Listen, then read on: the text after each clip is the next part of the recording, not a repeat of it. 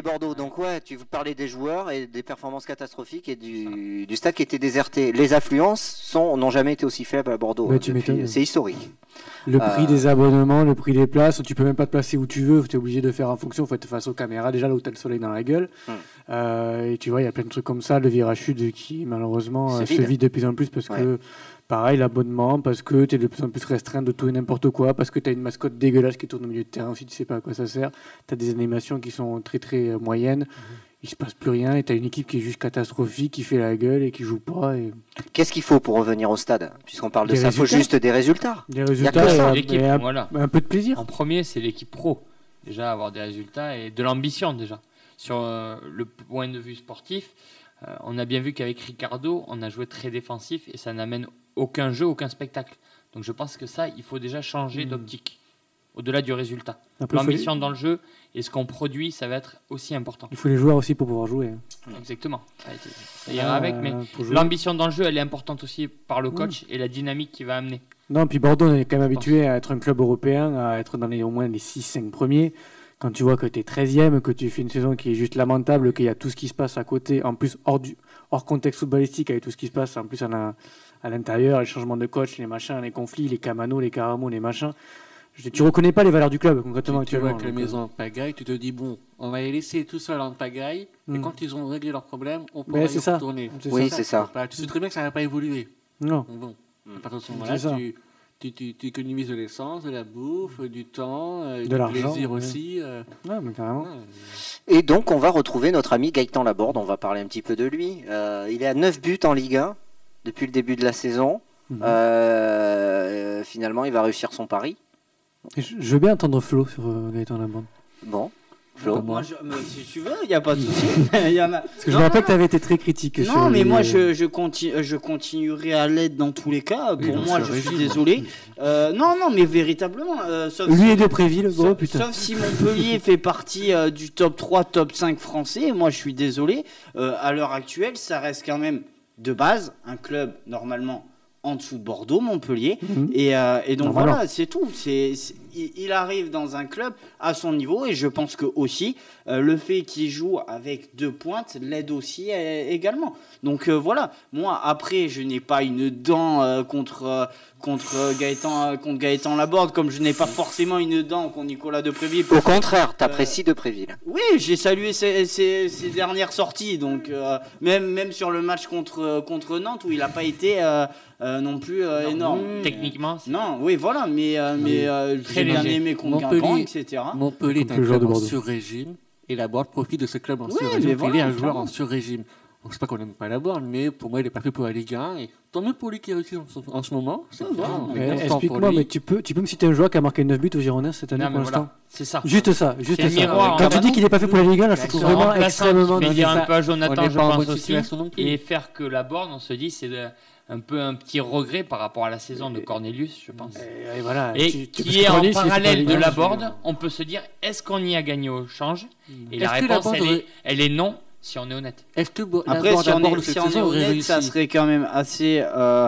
Je sais pas, moi je parlerais même de malhonnêteté en parlant quand même de opposer Gaëtan Laborde et Andreas Cornelius, en sachant que c'est pas quand même aussi le même type de profil d'attaquant. Ouais, mais c'est des attaquants, c'est des neufs. Oui, bien évidemment, mais Cornelius c'est plus un attaquant de fixation que ne l'est Laborde. Tu vas pas allonger autant ton jeu avec Laborde qu'avec Cornelius. Ouais, mais son rôle c'était ça à Bordeaux. Tu vois, c'est ce que tu viens de dire, c'est justement le mec à Bordeaux, il n'était pas du tout à sa place, il n'était pas dans le système qui lui convenait, tout simplement. C'est pour ça que le mec il n'a jamais performé. Moi, le jour où Bordeaux joue avec 2 points, je serais le premier ravi. Mais sauf force est de constater depuis de nombreuses années qu'il l'a fait globalement. Il y a que Gillot avec son système en 3-5-2 et c'est tout. Et encore, c'était Nicolas Maurice Belay qui jouait le deuxième attaquant et c'était pas son rôle à la base. Donc voilà, depuis Kavena Guichamac, ça fait bien longtemps que tu joues plus à 2 pointes. Mais ouais. Élise, ton copain Gaëtan, je connais ton avis dessus, mais est-ce que tu es surpris de sa réussite? Attends, réussite, c'est bon, quand il aura passé 5 saisons, marqué 15 buts et qu'il aura gagné en régularité, ouais, je m'enflammerai. Il a marqué 2 buts, j'ai pas l'impression que Montpellier soit à 20 points devant nous. Ils viennent d'en prendre 5 au parc, ils en ont pris 4 ce week-end. Donc si tu marques des buts mais que t'en prends plus que t'en marques, ça t'avance pas beaucoup. Non mais il y en a qui chouinent parce qu'on chouine sur la board parce qu'on n'a pas de buteur. C'est tout, c'est de l'amertume. Sauf que ce joueur, on l'a mal utilisé, on l'a pas utilisé, il a un gros sentiment de revanche. Tout comme je pense que Préville n'est pas un mauvais joueur, sauf qu'à partir du moment où tu l'as calé tout seul en pointe avec Camano d'un côté, Malcolm de l'autre, tu l'as complètement foiré. Donc moi je regrette pas la board. Je pense que Montpellier c'est un club qui lui va bien, un club tu sais c'est le genre d'équipe avec Der Zakarian qui va au combat, qui pose ses couilles comme on dit, tu vois, c'est une équipe de hargneux. Montpellier c'est une équipe chiante, ça a toujours été une équipe chiante et je pense que dans sa mentalité un peu guerrière ça lui va bien. Alors ok il a marqué les buts mais il a quand même vendangé pas mal de trucs aussi hein. Mais moi je le regrette pas, on chouine parce que Bordeaux va pas bien, mais si on allait bien on s'en tamponnerait le coquillard de la board. Il a voulu partir, le club a accepté, il est parti, point barre, on passe à autre chose. Avoir des regrets, ça sert à rien. Si ça se trouve, dans un an, quand Maja aura mis 20 buts, on se souviendra même plus qui c'est, Gaëtan Laborde. Donc bon, ça sert à rien. Non, mais ça Gaëtan Laborde, qui était très aimé à Bordeaux. Maja. Non, on nous le souhaite aussi à nous, que ça serait bien que le si on l'avait gardé. Oui, t'as raison. Non, mais c'est que là, il revient au stade, donc on en parle. C'est la première fois qu'il revient. Ce que j'attends de voir, c'est quel accueil il va avoir. Ouais. Non mais il y a quand même eu Laborde et Salah qui sont partis de Bordeaux, qui ont disait ouais c'est des grosses merdes, et à l'arrivée ils sont à Nantes et Montpellier, les mecs ils font quand même leur saison. Je dis pas que Laborde est le meilleur attaquant de France, mais il fait quand même une saison correcte. Et Salah, on a vu ce que ça avait donné à Nantes quand même, alors qu'à Bordeaux le mec tout le monde lui crachait dessus quoi. Oh, cracher dessus c'est excessif. Aussi, à propos de joueurs on en parle autant que du même niveau que Laborde là.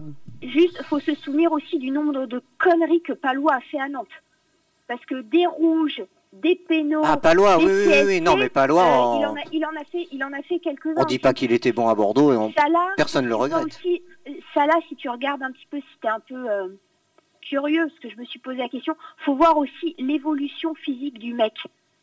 De quand il est parti de Bordeaux et à la fin, comment il était à Nantes. Mais parce qu'il a été entouré, on a dit peut-être qu'elle était ses faiblesses aussi. Il a pris en confiance. Après, on ne voulait pas sortir Diabaté et Grandchek, il a mis ses buts, donc c'était logique et on ne pouvait pas les faire jouer tous les deux ensemble.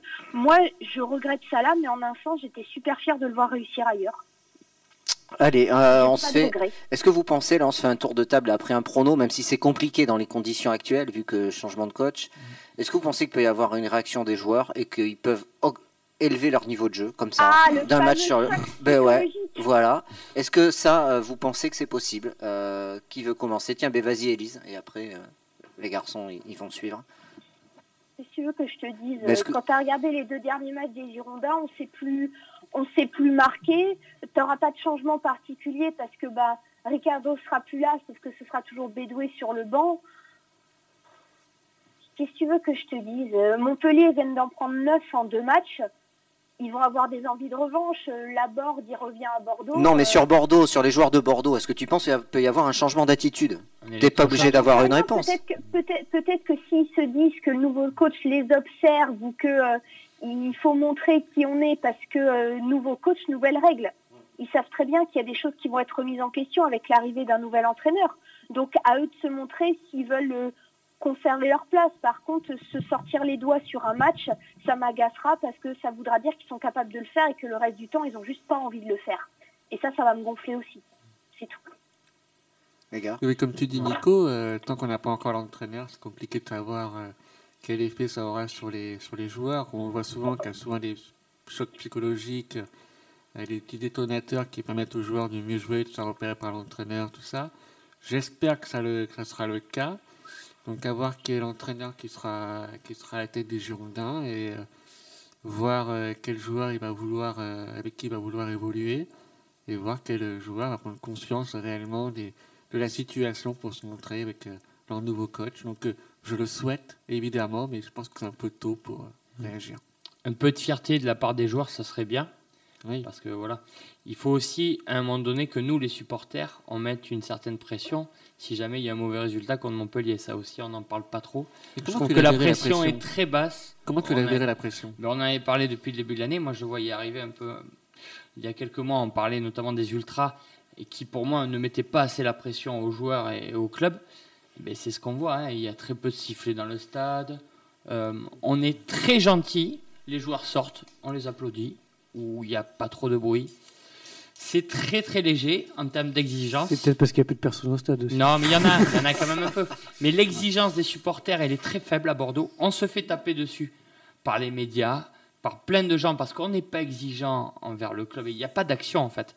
Parce que nous, on est déçus, on est tristes, on n'accepte pas quelque part. Mais il n'y a pas de véritable action. Et quelque part, mais ça se ressent, je pense. Et c'est pas bon. Ça va être de notre faute bientôt, tu vois. Oui, non, mais il y a une part, bien sûr. Ça convient pas. Si, on a une part de, bien sûr, on a une part de responsabilité. Un petit peu. Attends, et les mecs qui sont professionnels, il y a une part de responsabilité. Tu te regardes dans le miroir le matin. Oui, mais quand le club ne réagit pas, mais c'est à la base de prendre les choses en main aussi. Je suis désolée, mais moi, j'attends pas tous les matins qu'il y ait quelqu'un qui me dise qu'il faut que je m'investisse dans mon boulot et que je fasse bien mon taf. Pour moi, c'est la moindre des choses et c'est le respect que je dois à la personne qui m'emploie. C'est pas le cas pour tout le monde. Il n'y a pas 40 000 personnes qui te regardent et ils au boulot aussi. Non, c'est pas le cas. On le voit. On voit l'attitude des joueurs et l'attitude, elle ne change pas. Le club n'est pas exigeant. À partir du moment où c'est le cas, eh bien, on a un devoir en tant que supporter et en tant que fidèle, eh bien, d'avoir une autre attitude par rapport à l'équipe. Et ce n'est pas le cas. Je peux vous le dire en étant au stade. Je suis très très étonné de la saison qu'on passe au vu des tribunes, du virage sud. Et ça m'inquiète vraiment par rapport à ce qui se passe. Tu penses sincèrement que c'est pour ça c'est une saison gâchée, oui, bien sûr. C'est une transition, donc on attend de voir aussi. Non, mais l'exigence, elle doit se refléter aussi dans ça. On ne l'a pas assez à Bordeaux. Et c'est pour ça que la direction du club de se séparer du coach tout de suite est très bien. Ils ont anticipé, ils avancent. Et mine de rien, c'est par des résultats. Après, les supporters, ils ont souvent été à contre-courant, les ultras. Ouais, ils sont souvent à contre-courant. Ouais. Ils sont tous... C'est-à-dire ces dernières limites. C'est étonnant. Non, mais c'est étonnant, t'as raison. C'est très à contre-courant par rapport à la situation, parce que c'est l'une des pires saisons depuis des années. Contre-courant. Et il y a très peu d'action. Pour l'arrivée des Américains, ils sont contre, alors que tout le monde est enchanté qu'M6 parte. Et ils sont à contre-courant. Ils font leur mouvement et ça revient. Oui, là, les résultats. C'est un point important, Manu. C'est un point important. T'es d'accord avec moi, parce que sinon. Je ne dirais pas mon avis sur les ultras. Parce que on le connaît, Manu. Non, puis bon, je me suis fait quelques ennemis. Donc voilà, je ne vais pas passer mon temps sur eux. On en parle sans porter de jugement. Après, je pense que les ultras sont comme nous, ils commencent à s'habituer. Ils sont invités d'ailleurs dans l'émission, je le dis, ils peuvent venir quand ils veulent. Je pense qu'on a conscience aussi qu'il n'y a rien à se passer cette saison, donc on les laisse couler, sans penser qu'ils vont aller en Ligue 2, et après on reprendra, tant qu'il y a des ordres dans la maison. Ouais, mais c'est fou d'avoir un discours comme ça. Ça fait quelques années qu'on dit ça aussi. C'est pas la première année qu'on dit ça. On verra l'année prochaine, ce sera peut-être mieux. On a pris du retard là, par contre. Choc psychologique ou pas, Jonathan? Du tout. J'avais déjà critiqué les joueurs avant le match contre Strasbourg, dans la demi-finale. Je leur ai dit qu'on allait se ramasser parce que je sentais pas cette équipe avoir le couteau entre les dents et que je sentais pas des joueurs qui avaient quelque chose entre les jambes. Ça fait plusieurs matchs qui le montrent. Pour moi, c'est pas une équipe de foot qu'on a actuellement. C'est des joueurs qui n'ont rien à péter, qui sont juste ultra dépressifs. Je plains le coach qui va arriver parce qu'il va falloir quand même reprendre une équipe qui est juste. T'as l'impression que les mecs, c'est plus des footeux, c'est des danseuses, je sais pas quoi. Tous les duels contre Nantes, on les a perdus. Il y a plus de combattants, il y a plus d'âme, il y a plus rien. Tu te dis, les gars, à un moment donné, choc psychologique.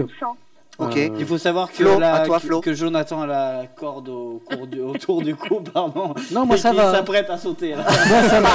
Moi ça va. Quand tu vois la gueule des joueurs quand ils sont interviewés et tout le bordel, ou même avant, ou pendant le match et tout, quand tu vois la gueule de Caramo en ce moment, après ce qui s'est passé, quand tu vois Camano, après son transfert avorté, quand tu vois Costil, qui parle bien certes, mais tu vois que le mec, il en peut plus de cette équipe, tu vois que le mec, il est saturé. T'as Jules Koundé qui essaye contre Guingamp de faire des choses, tu vois limite qu'il râle parce que personne ne se bouge. T'en vois 2 ou 3 par-ci par-là qui essayent de temps en temps. Et après, c'est un caillou dans l'eau, c'est rien. Mais enlève la corde quand même. Dagrossa, c'est ce que je te dis. Mais moi, je suis joueur au Girondin, je me pends quoi. Dagrossa dans Sud-Ouest qui dit on avait perdu la culture de la gagne. Sur la gagne, ouais. Depuis quand? Depuis avec Ricardo. Depuis 10 ans. C'est avec ça qu'on avait perdu quand. Il a dit, alors je vous le lis là en direct, mais on dépasse un peu, c'est pas grave. Donc Joe Dagrossa à propos du départ de Ricardo, donc c'est dans Sud-Ouest. Oui, nous sommes tombés d'accord mutuellement sur le fait qu'il était temps de se séparer. Nous avons une très grande considération, etc. Plus en respect.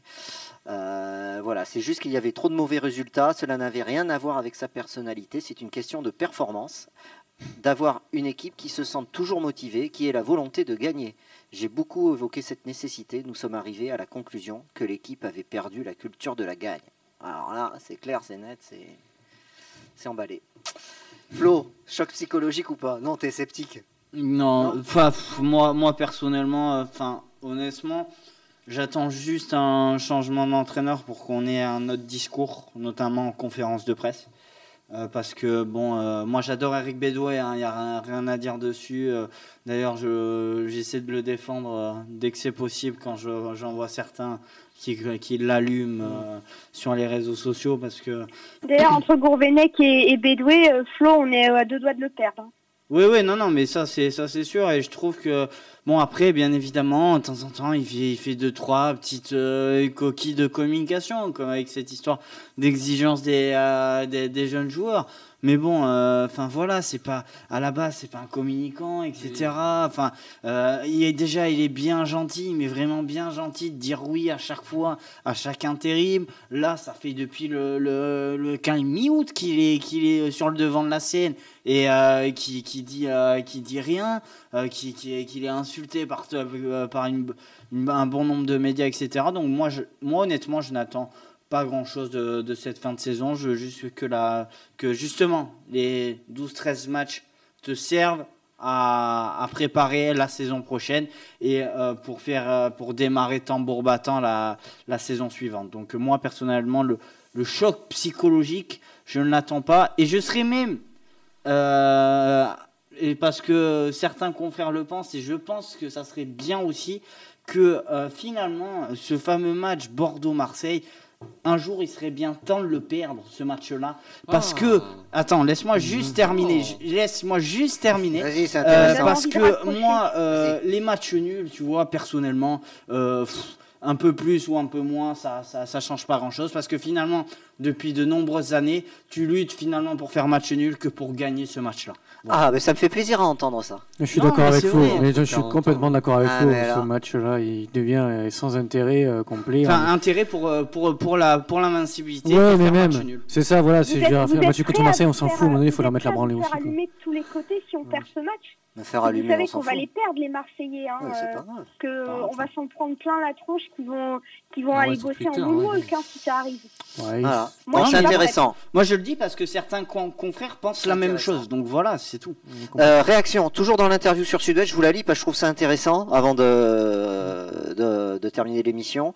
On lui pose la question si les joueurs ne voulaient plus jouer avec Ricardo. Il répond, Joe Dagrossa, je n'irai pas si loin, je pense que certains joueurs auraient aimé avoir plus de discipline dans le club.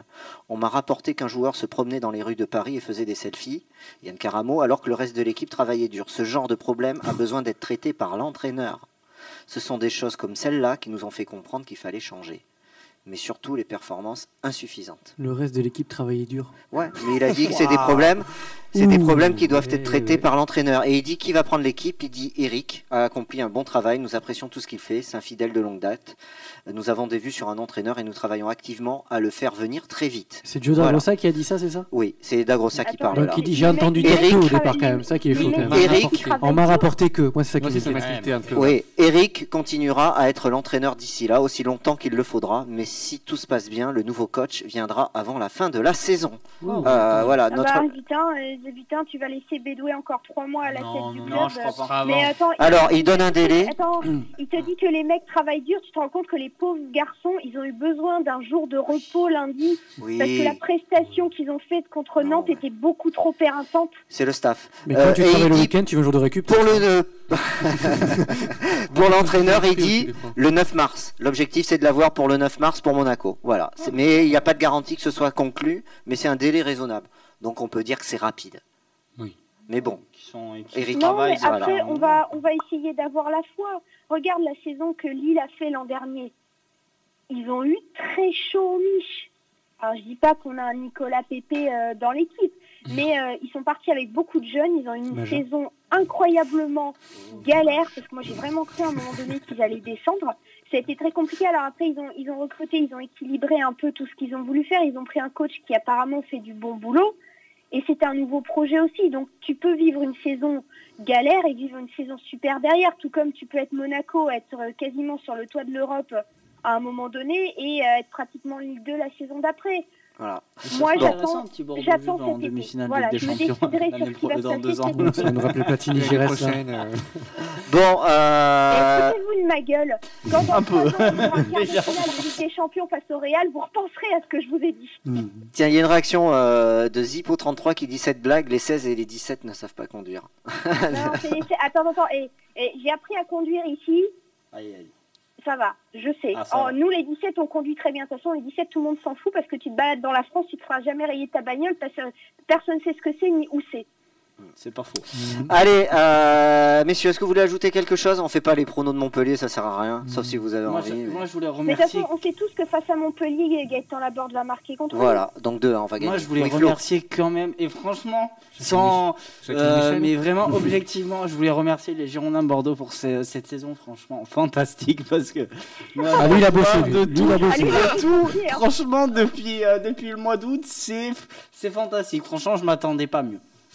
Ok, tu vas bosser avec le sourire, hein, parce que tu sais qu'il va se passer un truc, t'as pas besoin de regarder Dallas. Hein. Ah oui, non, c'est sûr. C'est intéressant. Le replay, ça sera demain. Alors, vous le demandez, je le ferai en 3 parties, replay 1, replay 2, replay 3. Les 3 parties de l'émission seront à réécouter l'une après l'autre dans l'après-midi. Voilà. Sinon, restez connectés. Hein. Florian sera devant l'ordinateur demain. Hein. 8h30.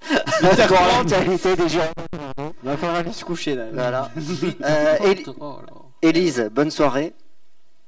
Merci beaucoup, messieurs. Merci à toi. Bonne chance à mardi. tous ceux qui iront au match mardi prochain. Parce merci. À toi, Gino. Mardi soir et un mardi soir à 19h. Bon courage aux 6000 personnes qui seront au Matmut. Et on fera le débrief après le match en direct sur O2. Un débrief à chaud, ça va être génial. Ouais, j'espère que. Et puis les travées aussi. Et la borde. Peut-être qu'on vous appellera depuis. Avec la borde homme du match en plus. On vous appellera, tiens, depuis le stade, puisque vous serez au stade. Alors Flo, il travaillera, il sera peut-être pas forcément dispo. Après la zone mixte. On pourra, 2-3 minutes. À minuit, minuit et demi, c'est un bon Flo. Allez, bonne soirée à tous. Et allez Bordeaux. Ciao.